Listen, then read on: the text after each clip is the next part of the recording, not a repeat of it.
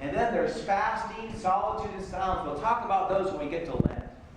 But Daniel was who he was because of his family and because of his own faith. That he spent time developing habits that changed his life. Habits of worship and prayer and Bible reading and service and witnessing. And because of these great habits, because Daniel cannot be bought, he's going to get himself in trouble because of corruption in the government he's now a part of. And let me read you that next part. At this, the administrators and satraps try to find grounds for charges against Daniel and his conduct of government affairs. You see, they wanted Daniel's job. But they weren't able to do so.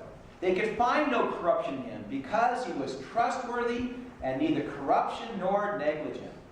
Finally, these men said, "We will never find any basis for charges against this man Daniel unless it's something to do with this law of his God." So the administrators and satraps went as a group to the king and said, "May King Darius live forever." Letter of the king.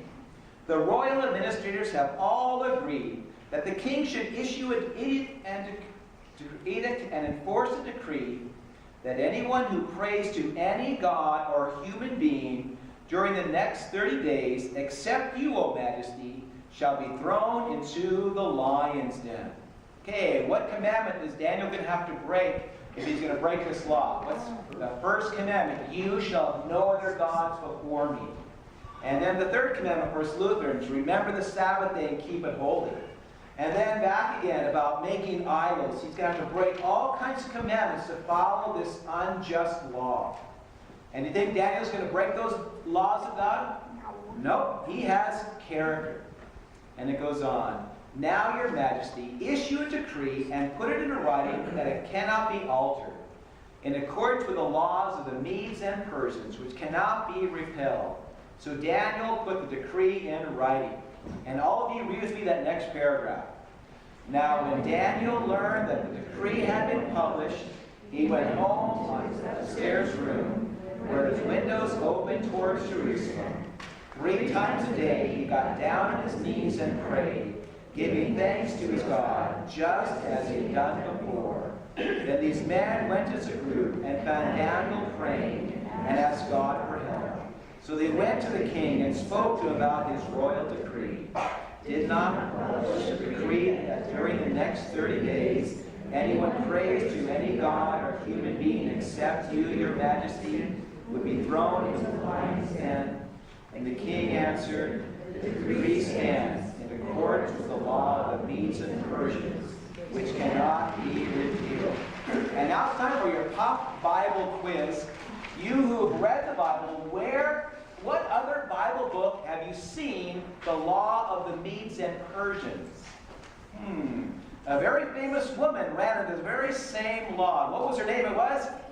Esther. There's a book in the Bible called Esther about a woman named, guess what? Esther. A brave, strong, confident woman, which we need more of in this world, don't we?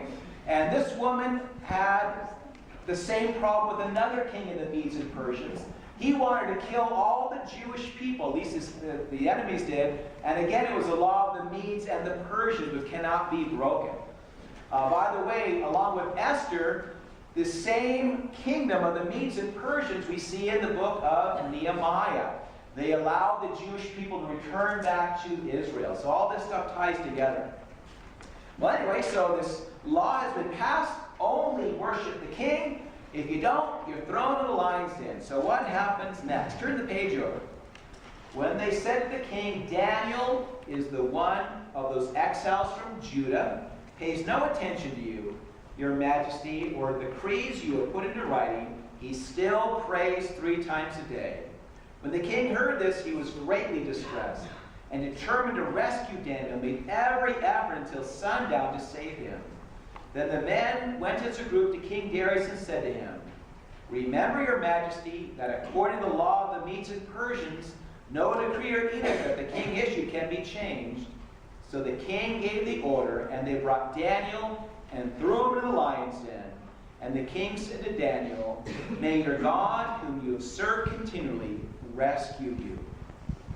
And what is the root of this problem? Daniel has integrity, but there is corruption in the government. And is there still a lot of corruption around today? You bet there is. We hear about the city of Bell and all the corruption that took place there. We in the county of San Bernardino, has there been a lot of corruption in our county? You bet. This one guy said that the county of San Bernardino was more corrupt than the city of Bell has been. And so you are going to run across corruption in this county. You'll run across it at your businesses. And you will be asked, will you be honest? Will you be faithful? Will you fight corruption? And God's answer to you is this: yes, you are to take a stand against corruption. In your sermon notes, this one professor wrote, "Corruption hurts all, especially the weak. Together we can reduce bribery and corruption. Fight against corruption begins at home by everyone refusing his tainted benefits. There is no easier permanent solutions to bribery's problems. Only a vigilant citizenry can deter it. Harm to society from bribery and corruption is compounded over time like compound interest. Cynics who think that corruption cannot be reduced are cowards who do not wish to try. Corruption hurts everyone, and therefore everyone can and should participate in the fight against it." And so we live in an age, just like in Daniel, where there is great corruption going on around us. And God calls us, like Daniel, to stand up, to be known for our honesty and our purity and our trustworthiness. And so what price can be paid for your integrity? Do you have a price? If so, God is calling you to stop it, to fight against corruption. And when you fight against corruption, also realize that you might become what is called a martyr. And the word witness comes from the word martyr, or martyria. And we all know what happens to martyrs. They die for their faith. And God wants you to stand up against corruption, even if it means your death. I have a picture up here of a very famous martyr. His name was Dietrich Bonhoeffer. And Dietrich Bonhoeffer was a Lutheran pastor in Nazi Germany. He saw what Hitler was doing, and he took a stand against the corruption and the evil of the Nazis. And right near the end of World War II, Bonhoeffer himself was murdered by the Nazis for taking a stand against Hitler. And I love this little quote: "Silence in the face of evil is itself evil. God will not hold us guiltless. Not to speak is to speak. Not to act is to act."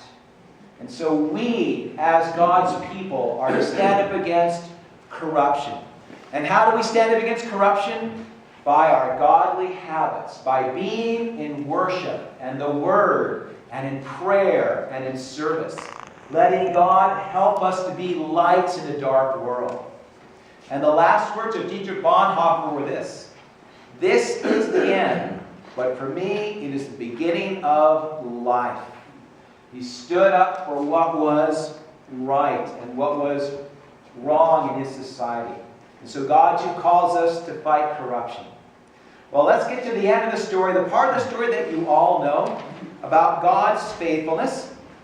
And read with me those next two paragraphs. Part number 3. Ready? "The stone was brought and placed over the mouth of the den, and the king sealed it with his own signet ring, and with the rings of his nobles, so that Daniel's situation might not be changed. Then the king returned to his palace and spent the night without eating, without any entertainment brought to him. And he could not sleep. At the first light of dawn, the king got up and hurried to the lion's den. And when he came near the den, he called to Daniel in an anguished voice, 'Daniel, serve the living God. Has your God, whom you serve continually, been able to rescue from the lions?' And Daniel answered, 'May the king live forever. My God sent his angel, and he shut the mouths of the lions. They have not hurt me, because I was found innocent in his sight. Nor have I done any wrong before you, your majesty. And the king was overjoyed and gave orders to lift Daniel out of the den. And Daniel was lifted